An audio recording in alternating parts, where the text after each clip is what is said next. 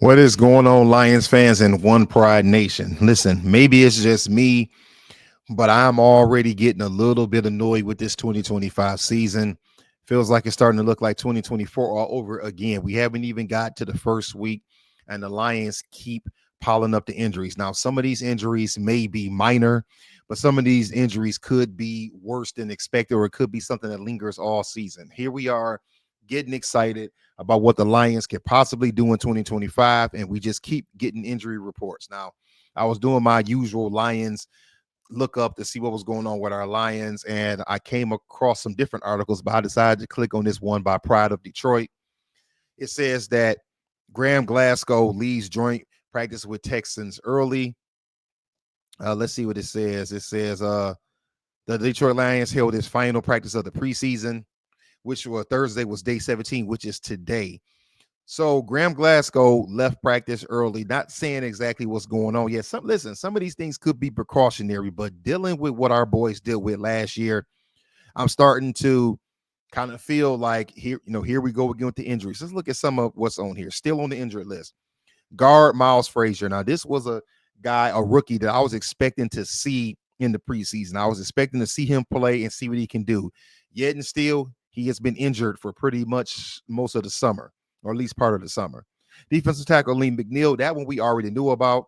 He either tweaked, or I don't think he completely tore his ACL, but we know he hurt his ACL at the end of last season. So this one we were expecting. Edge Josh Pascal is on the NFI list. It said it could be a little later than we hoped. Hopefully Pascal can come back because I know the Lions were dependent on him. Linebacker Malcolm Rodriguez, we were already expecting that. We knew that. We know that he probably won't be back until closer to I'm going to say the end of the season. I'm going to say the second half of the season. I went down here, says not practicing today. Offensive lineman Tristan Colon with his elbow. And then this next one was a guy that I was hoping made some type of an impact.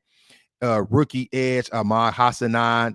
It says he has avoided surgery. So I guess let's see what it says a little bit in here. It says Hassanan continued to miss practice. Both absences have been expected, and they remain candidates to be placed on injured reserve return at cut downs. However, it's worth noting that Cologne was working with a trainer on Thursday with a big brace on his arm. So I guess they're saying that Cologne could pull through, but Hassanan was a guy that I was hoping could have made some type of an impact, made the team, and possibly made an impact on the field.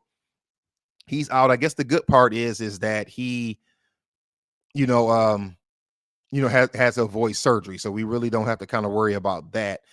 Let's move down to it says return to practice / status change. Wide receiver Malik Taylor undisclosed.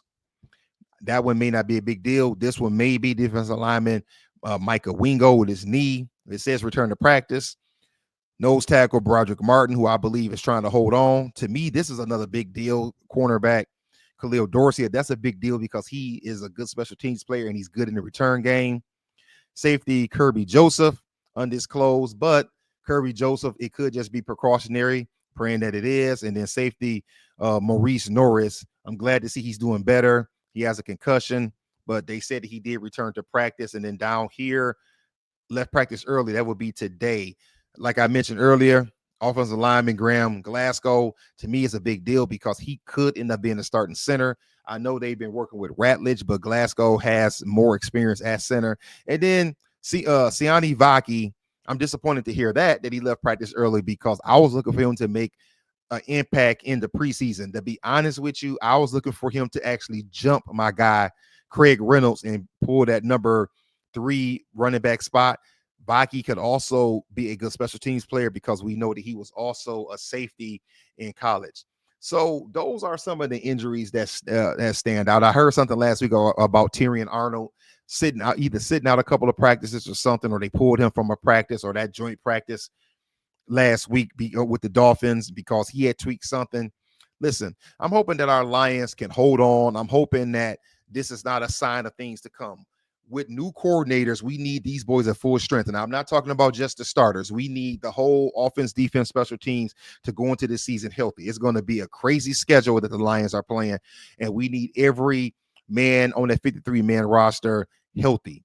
All right, Lions fans, what do you think about all these injuries that have been piling up lately on the Lions? I mean, am I just overreacting, or are you concerned like me that this could be a sign that injuries are starting to pile up, or maybe 80% or so of these injuries are just precautions? They're pulling the guys out for precautionary reasons, and maybe it's going to end up being nothing serious in 2 weeks when the season starts. Already, if you haven't already, like, comment, subscribe, hit the notification bell so we can keep talking Lions football. That's pretty much all I got for this one. Give us your comments and your thoughts. Until next time, peace.